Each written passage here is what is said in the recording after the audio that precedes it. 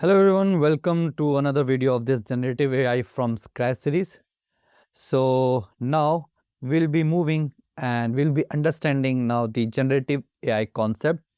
And today in this video, we'll create our first basic Generative AI model. So before we move to that, let's understand some basic about the Generative AI. Generative AI refers to artificial intelligence system that can create new content such as text, images, code for you, audio and video, and many other things. Generative AI is capable of learning new patterns and then providing you the better output every time. Instead, it does not rely on just analyzing the existing data and providing you some response based on the existing data. In fact, it just understand, it learn from the data that you provide to it, and it will provide you better result every time you ask the same question. Okay, so we have some models that are available that can perform these things. Like we have text generator thing like GPT-2, GPT-4. Like separately, we have the image generator like DALL-E or Stable Diffusion. And we have other generative AI tools like we have for music generation, okay, and we have for content creation, for presentation creation, for video creation, okay. So these are just the evolving form of the generative AI. In short, generative AI model don't just recognize pattern, they produce pattern. So how the generative AI is different from the traditional AI? So as we have understood in our previous tutorials, previous video of this series, we have understood somewhere about the deep learning and about the basic AI.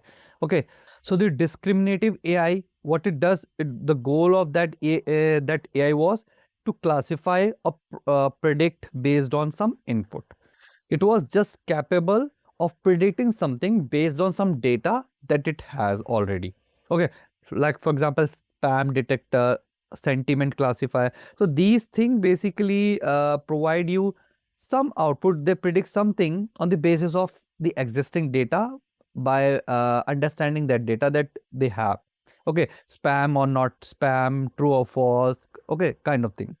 But generative AI is very advanced. It can create new data similar to training example. So like you provide some data to it, and then you ask from it. Now you just ask, provide me similar things, create this, create similar type of image, create similar type of videos. Now add this to video, remove this from video, add this to my image, remove this from my image. So it is now capable of doing all these things. So you know how vast is generative AI. Okay, so we have example that I've just told you, GPT-4, DALL-E, Music LM. Today we have many more. Okay, so we have many more generators today. So the traditional AI answer was like, what category does this belong to? So it provide you the category. But generative AI answer would be like, what could come next? Okay, if you just provide you one question and it will provide you answer, then if you ask what could be the next thing, what could be the better way, so it will provide you that as well. Okay, so let's move ahead and just create our let's create our basic example. But before that, we need these three things in your machine. Okay, so for setting up your environment, you need Python 3.8 plus. Okay, if you are working, want to work on generative AI features. Okay, and then you need, for this basic tutorial, you first need a transformers lib. Basically this is a dependency, and a torch. Okay, so before moving to those, let me also brief you about little bit about this transformer and torch so that you will get it better. Okay, so transformer is a high level Python library. This is created by Hugging Face. Hugging Face is basically a company or a platform that creates some machine learning models. So these all generators that like basically this transformer is created by Hugging Face, and by using this transformer we can basically use different type of models it provides to us. Okay, so when we will install this transformer in our Python project, okay, so we can use some pre-trained models into our code, okay, like GPT-2, GPT-3, BERT, and many other. It provides us APIs as well to load, train, and use this model on different tasks for the generation of text, for translation, and other things as well. And it automatically handles the tokenization.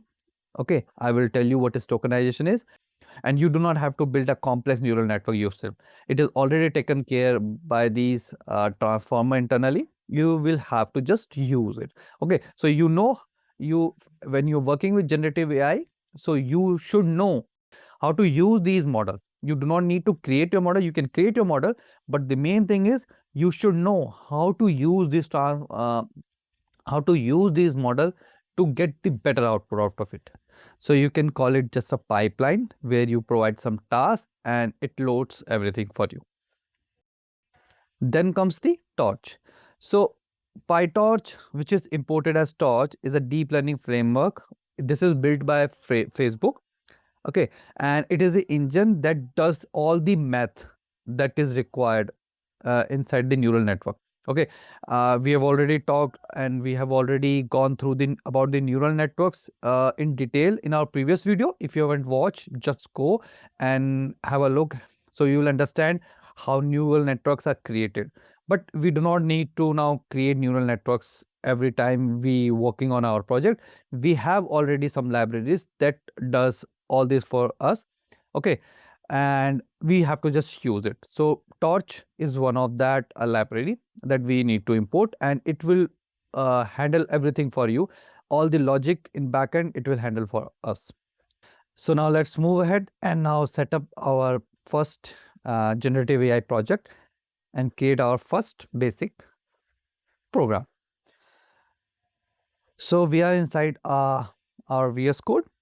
Okay, so what I've done, I've just created a Python Gen AI folder, and inside this folder, what I have to do, so I have to follow certain commands.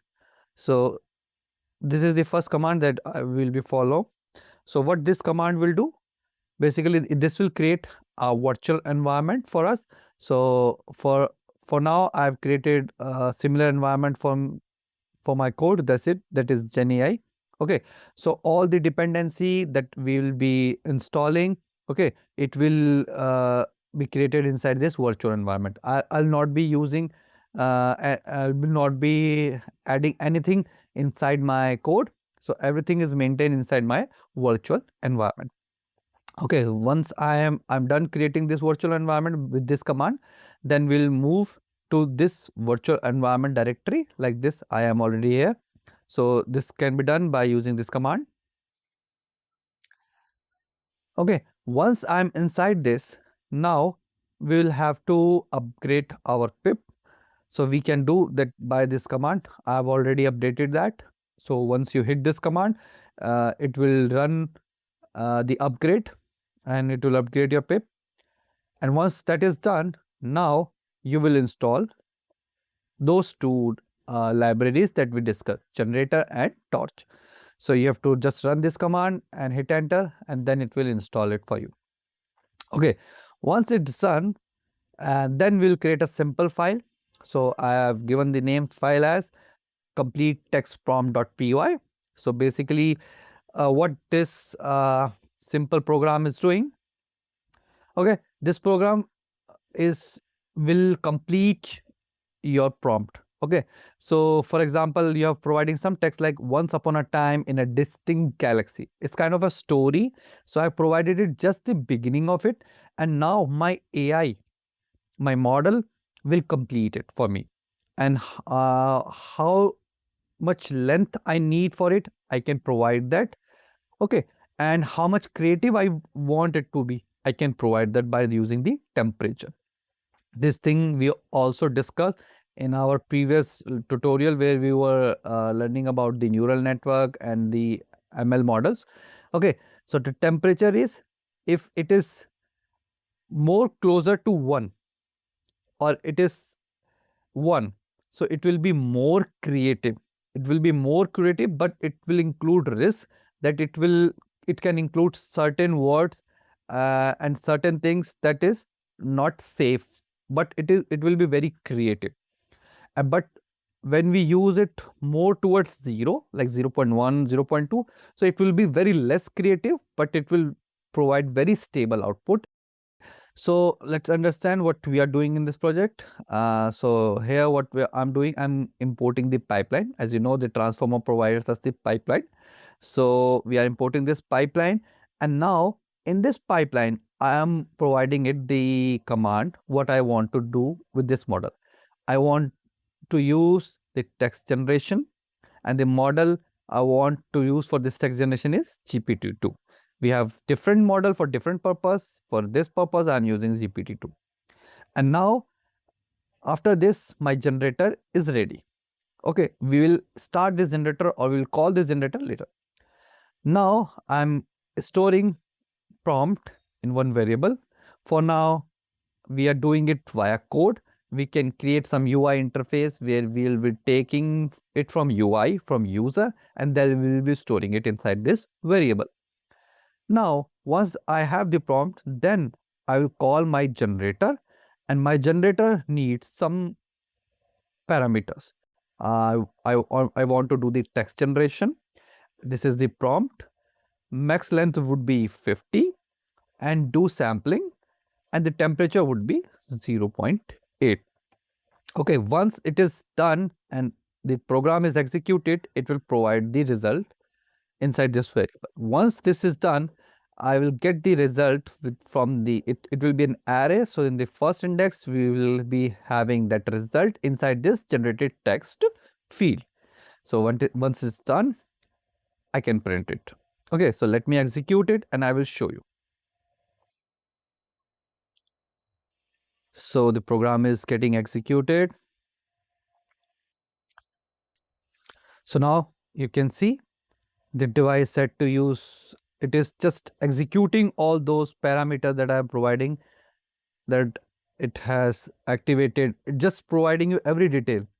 It is using the max length, truncation is true. Okay, it is defaulting to the longest first.